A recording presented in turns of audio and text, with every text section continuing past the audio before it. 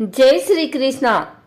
आइए सुनते हैं आज एकादशी पर गीता का यह अध्याय। श्री महादेव जी कहते हैं, प्रिय, गीता के वर्णन से संबंध रखने वाली कथा एवं विश्व रूप अध्याय की पावन महात्म्य को श्रवण करो। विशाल नेत्रों वाली पार्वती, इस अध्याय के महात्म्य का पूरा वर्णन नहीं किया जा सकता। इसके संबंध में सहस्त्रों कथाएं हैं। उनमें से एक यहाँ कही जाती है। प्रणीता नदी के तट पर मेघड़कर नाम से विख्यात एक बहुत बड़ा नगर है। उसके प्रकार 4 दीवारी और गोपुर द्वार बहुत ऊंचे हैं। वहाँ बड़ी बड़ी विश्रामशालाएं हैं जिनमें सोने के खंभे शोभा दे रहे हैं। उस नगर में श्रीमान सुखी, शांत, सदाचारी तथा जितेंद्रिय मनुष्यों का निवास है। वहाँ हाथ में सार्ग नामक धनुष धारण करने वाले जगदीश्वर भगवान विष्णु विराजमान हैं। वे परम ब्रह्मा के साकार स्वरूप हैं। संसार के नेत्रों को जीवन प्रदान करने वाले हैं। उनका गौरवपूर्ण श्री विग्रह भगवती लक्ष्मी के नेत्र कमलों द्वारा पूजित होता है। भगवान की वह झांकी वामन अवतार की है। मेघ के समान उनका श्याम वर्ण तथा कोमल आकृति है। वक्षस्थल पर श्रीवत्स का चिन्ह शोभा पाता है। वे कमल और बनमाला से विभूषित हैं। अनेक प्रकार के आभूषणों से सुशोभित हो भगवान वामन रत्नयुक्त समुद्र की सदृश जान पड़ते हैं। पीतांबर से उनके श्याम विग्रह की कांति ऐसी प्रतीत होती है मानो चमकती हुई बिजली से घिरा हुआ स्निग्ध मेघ शोभा पा रहा हो। उन भगवान वामन का दर्शन करके जीव जन्म एवं संसार के बंधन से मुक्त हो जाता है। उस नगर में मेखला नामक महान तीर्थ है जिसमें स्नान करके मनुष्य शाश्वत वैकुंठ धाम को प्राप्त होता है। वहां जगत के स्वामी करुणा सागर भगवान नरसिंह का दर्शन करने से मनुष्य 7 जन्मों के किए हुए घोर पाप से छुटकारा पा जाता है। जो मनुष्य मेखला में गणेश जी का दर्शन करता है वह सदा दुष्कर विघ्नों के भी पार हो जाता है। उसी मेघड़कर नगर में कोई श्रेष्ठ ब्राह्मण थे जो ब्रह्मचर्य परायण, ममता और अहंकार से रहित, वेद शास्त्रों में प्रवीण, जितेंद्रिय तथा भगवान वासुदेव के शरणागत थे। उनका नाम सुनंद था। प्रिय, वे सारंग धनुष धारण करने वाले भगवान के पास गीता के 11वें अध्याय विश्व रूप दर्शन योग का पाठ किया करते थे। उस अध्याय के प्रभाव से उन्हें ब्रह्म ज्ञान की प्राप्ति हो गई थी। परमानंद संदोह से पूर्ण उत्तम ज्ञानमय समाधि के द्वारा इंद्रियों के अंतर्मुख हो जाने के कारण वे निश्चल स्थिति को प्राप्त हो गए थे और सदा जीवन मुक्त योगी की स्थिति में रहते थे। एक समय जब बृहस्पति सिंह राशि में स्थित थे, महायोगी सुनंद ने गोदावरी तीर्थ की यात्रा आरंभ की। विक्रमशः बिरज तीर्थ, तारा तीर्थ, कपिला संगम, अष्ट तीर्थ, कपिला द्वार, नरसिंहवन, अंबिकापुरी तथा कर स्थान पर आदि क्षेत्रों में स्नान और दर्शन करते हुए विवाह मंडप नामक नगर में आए। वहां उन्होंने प्रत्येक घर में जाकर अपने ठहरने के लिए स्थान मांगा, परंतु कहीं भी उन्हें स्थान नहीं मिला। अंत में गांव के मुखिया ने उन्हें एक बहुत बड़ी धर्मशाला दिखा दी। ब्राह्मण ने साथियों सहित उसके भीतर जाकर रात में निवास किया। सवेरा होने पर उन्होंने अपने को तो धर्मशाला के बाहर पाया, किंतु उनके और साथी नहीं दिखाई दिए। वे उन्हें खोजने के लिए चले। इतने में ही ग्रामपाल मुखिया से उनकी भेंट हो गई। ग्रामपाल ने कहा, मुनि श्रेष्ठ, तुम सब प्रकार से दीर्घायु जान पड़ते हो। सौभाग्यशाली तथा पुण्यवान पुरुषों में तुम सबसे पवित्र हो। तुम्हारे भीतर कोई लोकोत्तर प्रभाव विद्यमान है। तुम्हारे साथी कहाँ गए और कैसे इस भवन से बाहर हुए, इसका पता लगाओ। मैं तुम्हारे सामने इतना ही कहता हूँ कि तुम्हारे जैसा तपस्वी मुझे दूसरा कोई नहीं दिखाई देता। विप्रवर, तुम्हें किस महामंत्र का ज्ञान है? किस विद्या का आश्रय लेते हो तथा किस देवता की दया से तुम्हें अलौकिक शक्ति आ गई है। भगवान कृपा करके इस गांव में रहो, मैं तुम्हारी सब सेवा शुश्रूषा करूंगा। यो कहकर ग्रामपाल ने मुनीश्वर सुनंद को अपने गांव में ठहरा लिया। वह दिन रात बड़ी भक्ति से उनकी सेवा टहल करने लगा। जब 7-8 दिन बीत गए, तब एक दिन प्रातः काल आकर वह बहुत दुखी हो महात्मा के सामने रोने लगा और बोला, हाय, आज रात में राक्षस ने मुझ भाग्यहीन के बेटे को चबा लिया है। मेरा पुत्र बड़ा ही गुणवान और भक्तिमान था। ग्रामपाल के इस प्रकार कहने पर योगी सुनंद ने पूछा, कहाँ है वह राक्षस और किस प्रकार उसने तुम्हारे पुत्र का भक्षण किया है? ग्रामपाल बोला, ब्राह्मण, इस नगर में एक बड़ा भयंकर नरभक्षी राक्षस रहता है। वह प्रतिदिन आकर इस नगर के मनुष्यों को खा लिया करता था। तब एक दिन समस्त नगरवासियों ने मिलकर उसे प्रार्थना की, राक्षस, तुम हम सब लोगों की रक्षा करो, हम तुम्हारे लिए भोजन की व्यवस्था किए देते हैं। यहाँ बाहर के जो पथिक रात में आकर नींद लेने लगे उनको खा जाना। इस प्रकार नागरिक मनुष्यों ने गांव के मुखिया द्वारा इस धर्मशाला में भेजे हुए पथिकों को ही राक्षस का आहार निश्चित किया। अपने प्राणों की रक्षा के लिए ही उन्हें ऐसा करना पड़ा।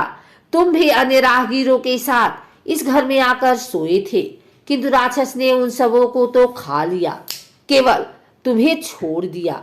द्विजोत्तम, तुम में ऐसा क्या प्रभाव है, इस बात को तुम ही जानते हो। इस समय मेरे पुत्र का एक मित्र आया था, किंतु मैं उसे पहचान न सका। वह मेरे पुत्र को बहुत ही प्रिय था, किंतु अन्य राहगीरों के साथ उसे भी मैंने उसी धर्मशाला में भेज दिया। मेरे पुत्र ने जब सुना कि मेरा मित्र भी उसमें प्रवेश कर गया है, तब वह उसे वहां से ले आने के लिए गया, परंतु राक्षस ने उसे भी खा लिया। आज सवेरे मैंने बहुत दुखी होकर उस पिशाच से पूछा, ओ दुष्टात्मा, तूने रात में मेरे पुत्र को भी खा लिया। तुम्हारे पेट में पड़ा हुआ मेरा पुत्र जिससे जीवित हो सके, ऐसा कोई उपाय यदि हो तो बता। राक्षस ने कहा, ग्रामपाल, धर्मशाला के भीतर घुसे हुए तुम्हारे पुत्र के न जानने के कारण मैंने भक्षण किया है। अन्य पथिकों के साथ तुम्हारा पुत्र भी अनजाने में ही मेरा ग्रास बन गया है। वह मेरे उदर में जिस प्रकार जीवित और रक्षित रह सकता है, वह उपाय स्वयं विधाता ने ही कर दिया है। जो ब्राह्मण सदा गीता के 11वें अध्याय का पाठ करता हो, उसके प्रभाव से मेरी मुक्ति होगी और मरे हुओं को पुनः जीवन प्राप्त होगा। यहाँ कोई ब्राह्मण रहते हैं जिनको मैंने एक दिन धर्मशाला से बाहर कर दिया था। वे निरंतर गीता के 11वें अध्याय का जप किया करते हैं। इस अध्याय के मंत्र से 7 बार अभिमंत्रित करके यदि वे मेरे ऊपर जल का छींटा दे तो निस्संदेह मेरा श्राप से उद्धार हो जाएगा। इस प्रकार उस राक्षस का संदेश पाकर मैं तुम्हारे निकट आया हूँ। ब्राह्मण ने पूछा, ग्रामपाल, जो रात में सोए हुए मनुष्यों को खाता है, वह प्राणी किस पाप से राक्षस हुआ है? ग्रामपाल बोला, ब्राह्मण, पहले इस गांव में कोई किसान ब्राह्मण रहता था। एक दिन वह अगहनी के खेत की क्यारियों की रक्षा करने में लगा था। वहां से थोड़ी ही दूर पर एक बहुत बड़ा गिद्ध किसी राही को मारकर खा रहा था। उसी समय एक तपस्वी कहीं से आ निकले, जो उसे राही को बचाने के लिए दूर से ही दया दिखाते आ रहे थे। गिद्ध उस राही को खाकर आकाश में उड़ गया। तब तपस्वी ने कुपित होकर उस किसान से कहा, ओ दुष्ट हलवाहे, तुझे धिक्कार है, तू बड़ा ही कठोर और निर्दयी है। दूसरे की रक्षा से मुंह मोड़कर केवल पेट पालने के धंधे में लगा है। तेरा जीवन नष्ट प्राय है। अरे जो चोर, दाढ़ वाले जीव, सर्प, शत्रु, अग्नि, विष, जल, गिद्ध, राक्षस, भूत तथा बेताल आदि के द्वारा घायल हुए मनुष्यों की शक्ति होते हुए भी अपेक्षा करता है, वह उनके वध का फल पाता है। जो शक्तिशाली होकर भी चोर आदि के चंगुल में फंसे हुए ब्राह्मण को छुड़ाने की चेष्टा नहीं करता, वह घोर नरक में पड़ता और पुनः भेड़ियों की योनि में जन्म लेता है। जो वन में मारे जाते हुए तथा गिद्ध और व्याघ्र की दृष्टि में पड़े हुए जीव की रक्षा के लिए छोड़ो छोड़ो की पुकार करता है, वह परम गति को प्राप्त होता है। जो मनुष्य गौओं की रक्षा के लिए व्याघ्र, भील तथा दुष्ट राजाओं के हाथ से मारे जाते हैं, वे भगवान विष्णु के उस परम पद को पाते हैं जो योगियों के लिए भी दुर्लभ है। सहस्त्राश्वमेध यज्ञ और 100 वाजपेयी यज्ञ मिलकर शरणागत रक्षा की 16वीं कला के बराबर भी नहीं हो सकती।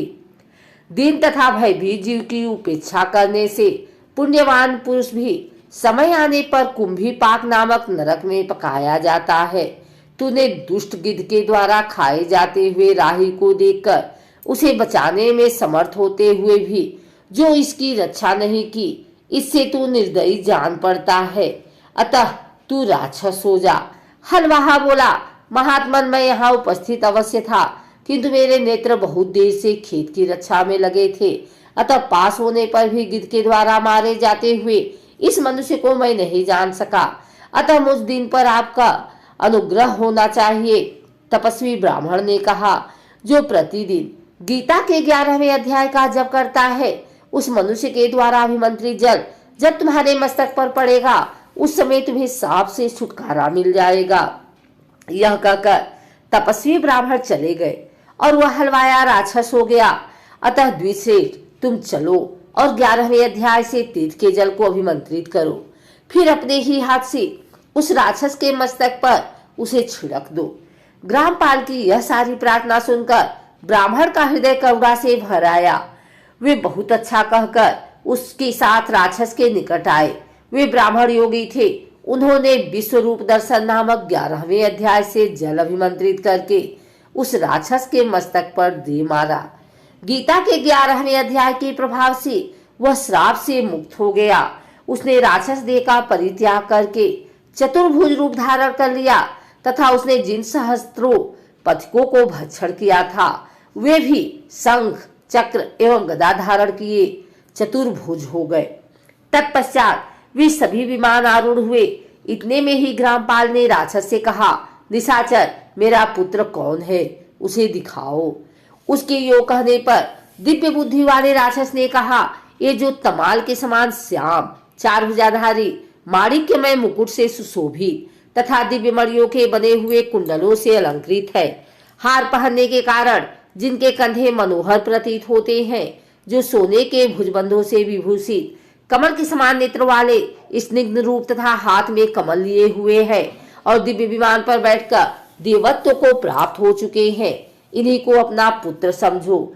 यह सुनकर ग्रामपाल ने उसी रूप में अपने पुत्र को देखा और उसे अपने घर ले जाना चाहा। यह देख उसका पुत्र हंस पड़ा और इस प्रकार कहने लगा। पुत्र बोला, ग्रामपाल, कई बार तुम भी मेरे पुत्र हो चुके हो। पहले मैं तुम्हारा पुत्र था, किंतु अब देवता हो गया हूँ।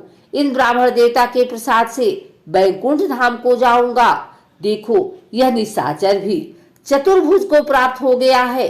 11वें अध्याय के महात्म्य से यह सब लोगों के साथ श्री विष्णु धाम को जा रहा है। अतः तुम भी इन ब्राह्मण देव से गीता के 11वें अध्याय का अध्ययन करो और निरंतर उसका जप करते रहो। इसके संदेह नहीं कि तुम्हारी भी ऐसी ही उत्तम गति होगी। तात, मनुष्यों के लिए साधु पुरुषों का संग सर्वथा दुर्लभ है, वह भी इस समय तुम्हें प्राप्त है। अतः अपना अभीष्ट सिद्ध करो।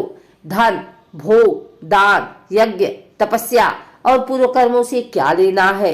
विश्व रूपाध्याय के पाठ से ही परम कल्याण की प्राप्ति हो जाती है। पूर्णानंद संदोष स्वरूप श्री कृष्ण नामक ब्रह्मा के मुख से कुरुक्षेत्र में अपने मित्र अर्जुन के प्रति जो अमृतमय उपदेश निकला था, वही श्री विष्णु का परम तात्विक रूप है। तुम उसी का चिंतन करो। वह मोक्ष के लिए प्रसिद्ध रसायन है।